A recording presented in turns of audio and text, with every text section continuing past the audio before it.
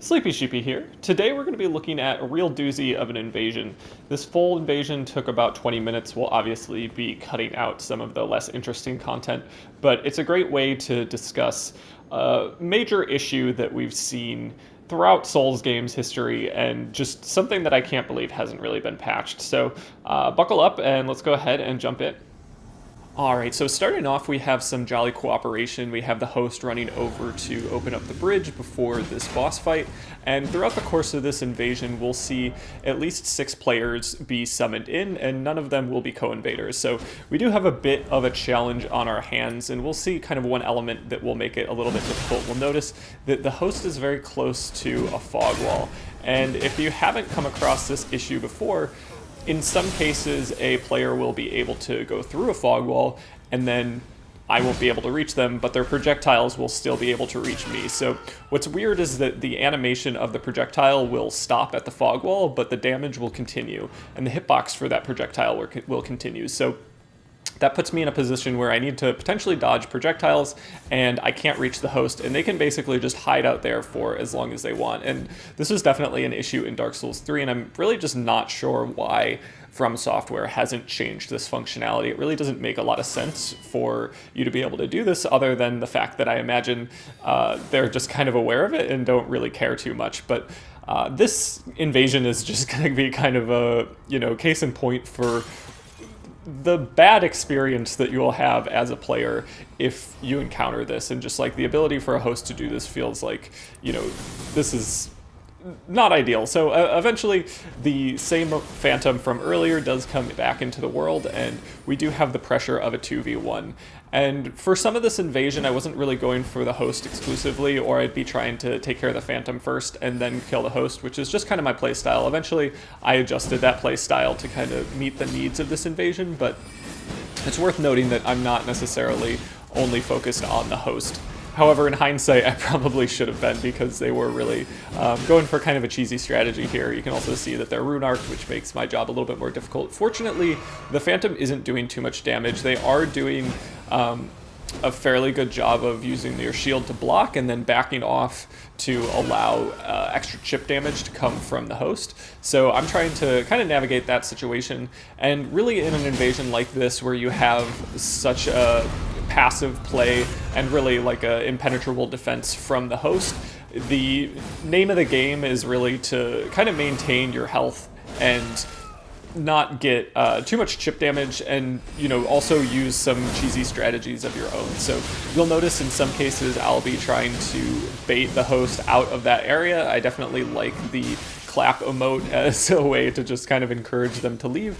And here at this point we get our next player summoned into the world. So I've already killed the Phantom once, they're back, and now there's a blue that's come into the world as well. So things are looking a little bit bad. The Phantom doesn't land their jump. Had they, I would have gotten that thunderstorm and would have potentially killed them again. But now we have added pressure of the Thunderbolt Ash of War, and we're pretty low on health. Fortunately, we're able to do this kind of sneaky maneuver where we send the elevator down. Once it looks like it's out of the way, we can actually ride down on top of it. It's a little bit risky, and it does have benefits just because the timing is going to be different from the normal elevator ride, but there are the potential for falling off the elevator if you don't land on the top correctly. So in just a moment, we'll take a moment to appreciate the blue that comes down, and they try to mimic that skill of landing on top of the elevator. They miss completely and fall to their death, so we do get a little bit of Estus back in that moment, and now we begin waiting for the host and the Phantom to come down. This is a fairly long process. We take a long wait. They don't come down. So here we start utilizing the Phantom Bloody Finger, and that is definitely going to be a great way to kind of surprise your opponent. So you can see that I locked on to the Phantom in this case and went for Rain of Arrows. I was still trying to kill the Phantom first over the host. I was hoping to get the host second. I wasn't really aware that this was going to drag on as long as it did. And We do get a decent amount of chip damage on the Phantom, but the host does start coming in, start casting spells, and we're in a situation where we need to, kind of regroup. We can't continue pressuring the Phantom. So I'm also starting to use Sleep Pots. I know that that could potentially be a good way to drain my opponent's FP, or potentially get them in a spot where I can land a jumping attack. And here we do the Wake Up with Sword Dance, and we kill the Phantom for what I think is the third time at this point, and the host goes back and hides behind a wall. So 1 hour later, not actually, but it felt like it, the host does eventually hide long enough for us to just use some things that are a good way to maintain health and FP. So Starlight Shards are going to be a great option. Using Holy Ground is a great way to get some HP back very quickly. You can stack that with some of the other HP improving things. So we go back to just kind of taunting them, encouraging them to leave, and what they're doing is just waiting for their Phantom sign. So I wanted to kind of bait them out further, but really they're just only intention is to resummon their Phantom. So we go ahead and wait for that summon to come back in, receive a little bit of chip damage from some poison daggers, but it's not really too much of a factor here.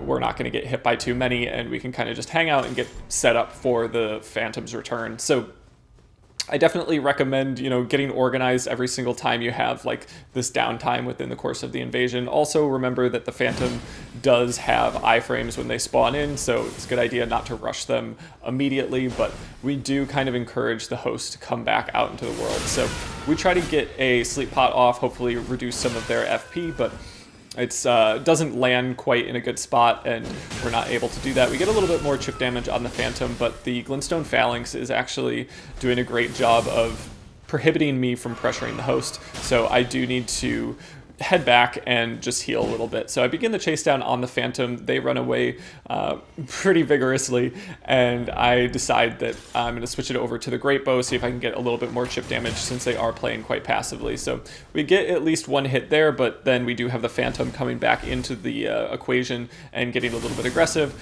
and I don't have as much health as I'd like. I go ahead and just start riding the elevator down, and there you can see I use my body to just block them from entering the elevator. We did take a little bit of chip damage, but as I mentioned earlier, their sword isn't doing too much damage overall. And at this point, another blue gets summoned back into the world. So I switch back over to Holy Ground.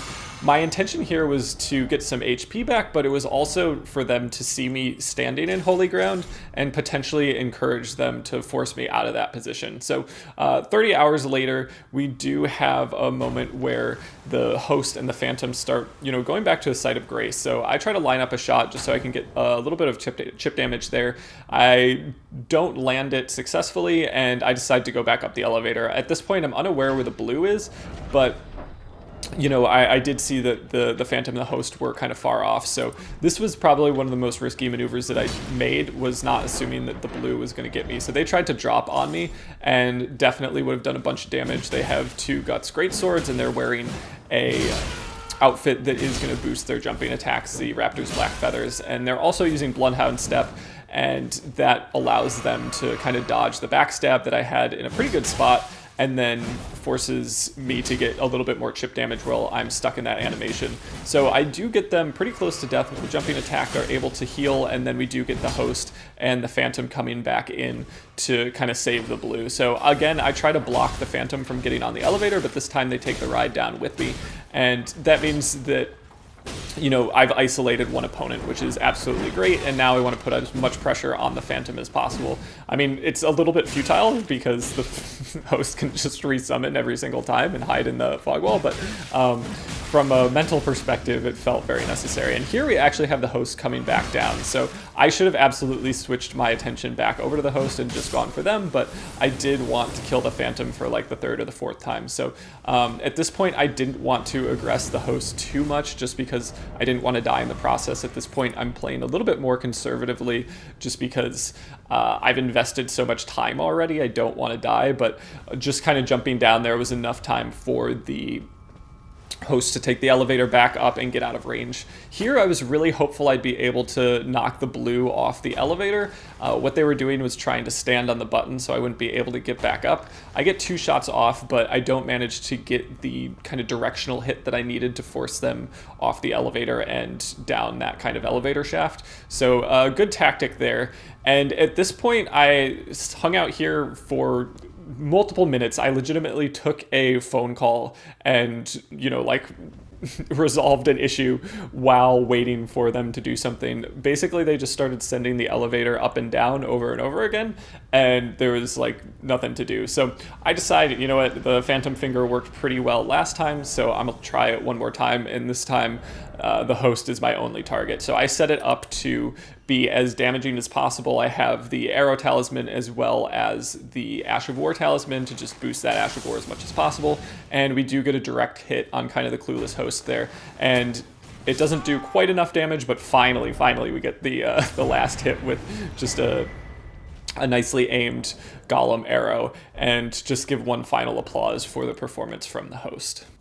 As always, if you made it this far, I just wanted to say thanks so much for watching. If you wouldn't mind considering subscribing, I'd definitely appreciate it. And if you have any questions about this invasion, or changes you'd like to see in future patches or perhaps the DLC, feel free to let me know in the comments below. But yeah, that's all I've got to say, so I hope you have a good one.